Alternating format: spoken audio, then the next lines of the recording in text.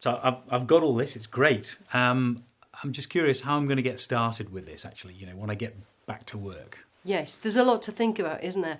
I think it's important to set the bar low in terms of the pressure you put on yourself. So try the simple things like listening more in a conversation, doing less of the work yourself perhaps. Perhaps maybe get yourself some simple questions that seem to make a difference. Things like, what do you think? What seems important? What's caused this? What options have you got? Those nice, simple, easy questions that seem to open up the discussion, have the other person think for themselves. So start simple, set the bar low, and really be gentle on yourself and just, allow yourself to make some mistakes.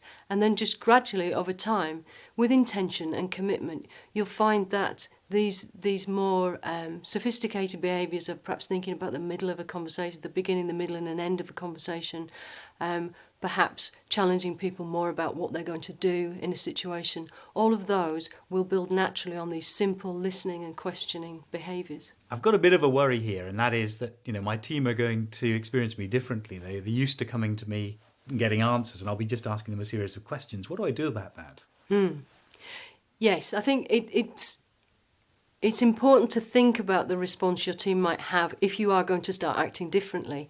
I think there's two ways you can go with it. You can do this overtly or covertly. Overtly means you tell the people you're working with what you're planning on doing. Talk about coaching, talk about what you're trying to do, what you're aiming to do, and what they can expect that will be different. What's nice about that is it allows people to support you with that. It also creates a real naturalness about it so that you can be fallible, you can make mistakes, and people can support and encourage you and reflect back, how well you're doing and how it seems for them. So you can almost figure it out together. That might not suit everybody. For some people, you might want to keep your cards closer to your chest, perhaps, and do this more covertly.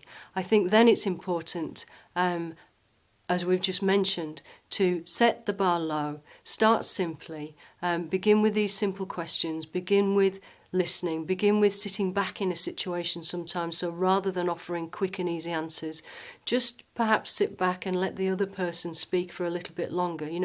Start simply and then build from there. So as my skills as a coach are developing, how am I going to know how well I'm doing? I think the signs for you of success will be your own increasing comfort and confidence with this, how natural and relaxed it feels for you as a behaviour, also the comfort and perhaps openness of the people you're working with. And tangibly, I think what you'll begin to notice over time is that people seem more engaged in conversations, people seem more willing to offer their own views and their own ideas. And ultimately, I would hope that you would feel people are more empowered, people are owning the situations and really relying on you less as a manager. Okay. So ultimately, there's some real tangible benefits to the business. Yes, and that's what we see. Typically, people, motivation, sense of engagement, productivity and performance can all benefit from effective coaching. Great, thank you. So there we have it. I hope you enjoyed the film, and I hope we'd offered you some ideas or demonstrations that support you to make coaching part of the work that you do. If you would like to get in touch with us, we'd love to hear from you, whether to offer us some feedback or perhaps be more involved with the work that we do. Do visit us on the Starr Consulting website. And until then, whether you decide to dip a toe or take the plunge and really commit to coaching, we'll wish you good luck.